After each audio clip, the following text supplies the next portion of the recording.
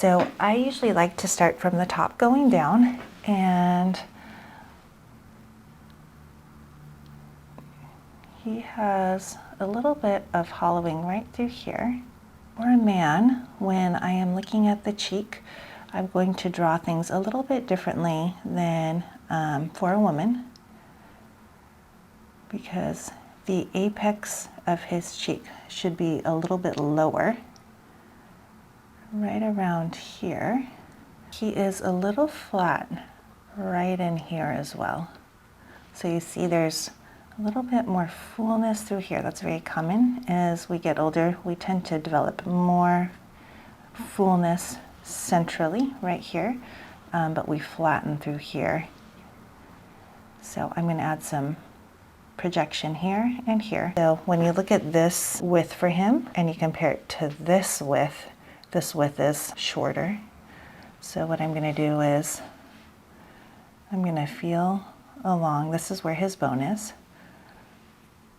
I'm going to give him some projection here, but then I am also going to augment this entire area.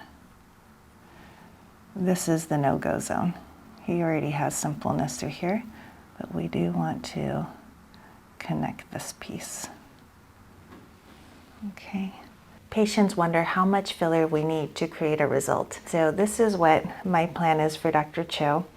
We have 4 cc's of Voluma and 4 cc's of Volux, which is going to be spread across his cheeks and his jawline and a tiny bit in his temple. And believe it or not, this is just about 1.5 teaspoons of volume. And so when we're trying to do global facial restoration, we need to put enough in so that we can see the results and restore the volume that has been lost. And remember, he has had basically 30 years of volume loss that we have to recover from.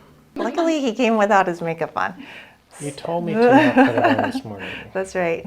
I told you to come ready for injectables. Can you bring a little closer to me?